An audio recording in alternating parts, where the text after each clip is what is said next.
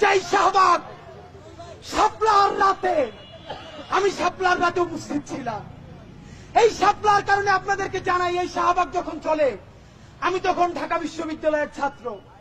আমার আব্বা আম্মা এলাকায় ঘুমাইতে পারতো না। এই সোশ্যাল সায়েন্স ফ্যাকাল্টিতে আমার ক্লাস। এইখান থেকে ঢোকার সময় চারুকলার সামনে বড় বড় দাঁত, রক্ত, মানুষকে খাচ্ছে যেই ছবিগুলা আমি তাকাই দেখি, সেই ছবি আমার বাপের মতো ছবি। মাথায় টুপি, সাদা দাড়ি, এই মানুষগুলাই নাকি বাংলাদেশের রাক্ষস। আমি সামনে দিয়ে যাইতে পারতাম না। এইখান থেকে মাথায় টুপি দিয়ে যাইতে ভয় লাগতো, কখন আমাকে শিবির বলে আমার জানটা শেষ কইরা দেয়।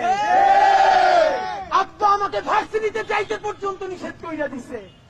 আমি সোশ্যাল সায়েন্স ফ্যাকাল্টিতে আসতাম সেই মাঝে মধ্যে দুয়ে চত্বর ঘুইরা। এই সেই শাহবাগ, যেই শাহবাগে আমার ভাই বোন গুলোরে রাতের আধারে শাপলা চত্বরে মুহুর্মুহু গুলি কইরা তাদের লাশগুলা গুম কইরা দিয়া পরের দিন নিউজ করছে এই হুজুরেরা নাকি গাছগুলো কাইটা শেষ কইরা ফেলছে। আমি লজ্জায় মইরা যাই। প্রথম আলো পরের দিন লিড নিউজ করছে ভোর রাতে বাংলাদেশের প্রান্ত থেকে কওমি মাদ্রাসার ছেলেগুলা যারা জীবনে ঢাকায় আসে নাই নবীরে বিনজুট করছে, আল্লাহর রাসূলরে নিয়া সব থেকে অসভ্য কথা যেগুলো আইয়ামে জাহিলিয়াতের যুগে কাফেররা মুশরিকরাও বলে নাই, সেইগুলো যারা বলছে তার প্রতিবাদ করতে আসছে। আরে তাদেরকে হত্যাই খালি করে নাই, যারা বাইতে ছিল কান ধইরা তাদেরকে সেইখান থেকে বের করছে। যেই প্রথম আলো, যেই বাংলাদেশের এনজিও পন্থী, যেই সোশ্যাল মিডিয়া মানবাধিকারের কথা বলে, পরের দিন পত্রিকার হিট নিউজ হইছে কান ধরে সেই কফি মাদ্রাসার ছেলেগুলা বের হয়ে যায়। সেই ছবিগুলা পত্রিকায় প্রথম আলোতে দেওয়া হইছে ফার্স্ট পেজে।